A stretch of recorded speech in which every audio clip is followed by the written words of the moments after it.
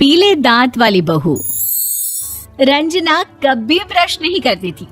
उसे कितनी बार उसके माँ बाप ने डांटा, लेकिन उसका कोई असर उस पर होता ही नहीं था, जिस कारण से उसके दांत पीले पीले हो जाते हैं। शादी के बाद।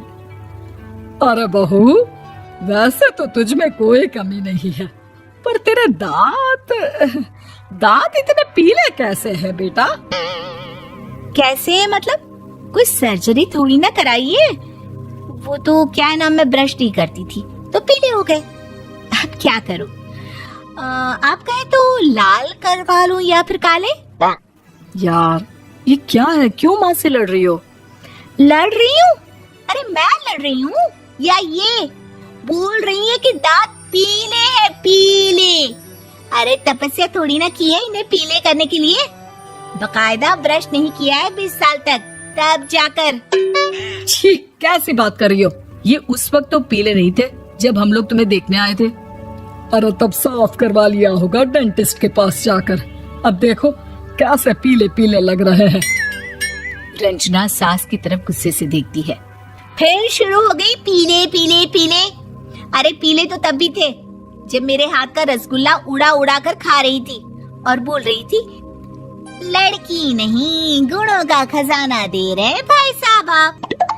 खैर, अब वो लोग करते भी तो क्या करते, पीले दांत वाली बहू पल्ले पड़ी थी तो झेलना तो था ही। एक दिन कीर्तन में रंजना गाना गा रही थी। अरे कमला बहन, माँ का द्वार है, यहाँ तो सब शुद्ध होकर आते हैं, फिर अपनी बहू को ब्रश भी नहीं करवाती तुम। दूर से पीले पीले दांत भक्ति में बाधा उत्पन्न कर रहे हैं।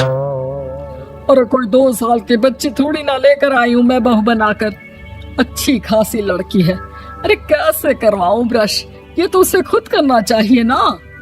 अब माँ बाप तो इसके जैसे तैसे निपटा दिए, ये नहीं सोचा कि सास कैसे संभालेगी।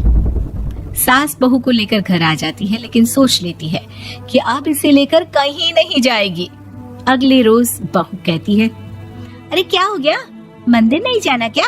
कीर्तन का वक्त हो रहा है। मेरी मधुर वाणी से कान्हा जी जागते हैं और सोते हैं। आप तो जानती है ना उनकी भक्ति में कितना मन लगता है मेरा। वो क्या है ना, तबीयत ठीक नहीं लग रही है मेरी, आराम करूंगी मैं। तबीयत ठीक नहीं लग रही? अभी तो मिथुन के गाने पर नाच रही थी आप, और अब बोल रही है कि तबीयत ठीक नहीं लग रही। अरे भक्ति में मन लगा लो सासू माँ, ऊपर जाना है, क्या मुंह दिखाओगी आप? हाँ? सास को बहू की बात पर गुस्सा आ जाता है। मैं क्या मुंह दिखाऊंगी, इसकी चिंता तो ना कर, समझी? अपने मुंह की चिंता कर, जो ये पीले पीले दांत लेकर हर जगह पहुंच जाती है। पता है लोग कितना मजाक बनाते हैं। ना जी ना, मैं नहीं जाना कहीं तेरे साथ। तो ये बात है। कोई ना, मत जाओ, मैं अपने कमरे में ही बैठकर भक्ति कर लूंगी। ऊपर वाला दांत थोड़ी ना देखता है, मन देखता है, भावना देखता है। और अरे बस बस, तू सब कुछ दिखा, बस ये सफेद चमकदार दांत ना दिखाना किसी को, है? जा यहाँ से। बहू को सास की बात का कोई फर्क नहीं पड़ता, वो तो जैसी थी वैसी ही रह जाती है। सुबह नहाकर किचन में खाना बनाना, फिर खाना खाना, कीर्तन भजन करना और सो जाना। एक दिन, माँ जी मैं सहेली के घर जा रही हूँ, शाम को लेट आऊंगी। हाँ, तो जाना, मैंने कौन सा तेरी आरती करनी है घर पर बैठकर।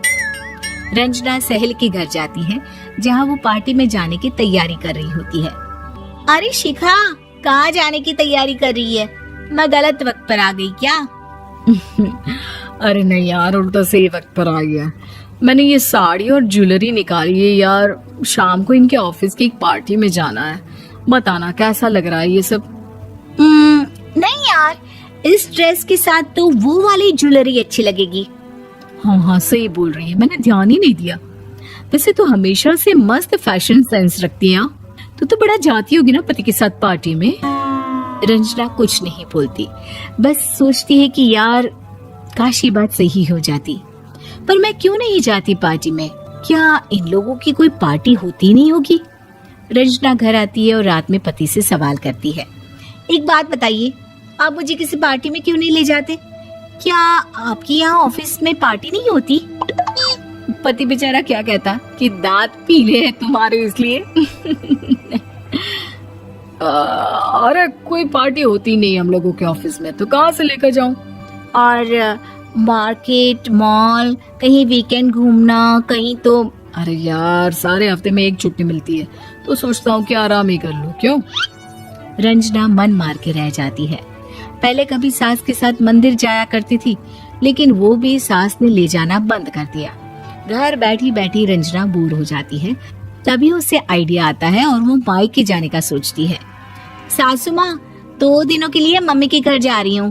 अच्छा ठीक है, आराम से जा। और हाँ, माँ से कुछ अच्छी आदत सीख कर आना कि कैसे शरीर के हर भाग की तरह दांतों की सफाई भी जरूरी होती है, समझी? शुरू हो गई ना आप। वो लोग आपकी तरह नहीं है कि छोटी छोटी बात का बतंगड़ बना दे। उन लोगों के लिए मैं मायने रखती हूँ, ना कि मेरे पीले पीले दांत।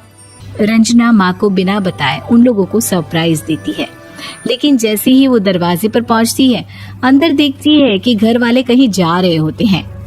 अब माँ, काश रंजना दीदी के दांतों वाली प्रॉब्लम नहीं होती, तो वो भी हम लोगों के साथ चलती ना बुआ जी की बेटी की शादी में।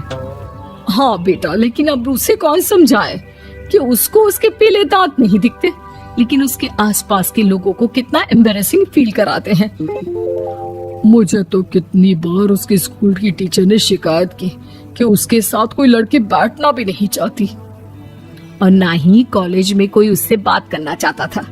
लेकिन पता नहीं क्यों उसे ये बात समझ में ही नहीं आती। कोई कमी नहीं है उस लड़की में, बस यही कि दांत पीले हैं। वो तो भला हो जीजा जी और उनकी माँ का, जो दीदी को जैसी है वैसे ही रखा हुआ है। रंजना को अपने घर वालों की बात सुनकर बहुत दुख होता है। वो सोचती है कि वो क्या करे, लेकिन फिर वो सीधा डेंटिस्ट के पास जाती है, अपने दांत चमकाती है और कसम खाती है कि वो रोज ब्रश करेगी। अरे क्या हो गया? तुम तो 2 दिनों के लिए गई थी ना, पर कोई ना, अच्छा है, चलो आ गई तो। रंजना सास के सामने आकर खड़ी हो जाती है और पूरी स्माइल करती है, उसके चमकदार दांतों को दिखाती हुई। हैं? चले मंदिर? माँ, मुझे माफ कर दीजिए, मैंने आप लोगों को बहुत एम्बैरेसिंग फील करवाया। मैं आज से रोज ब्रश करूंगी।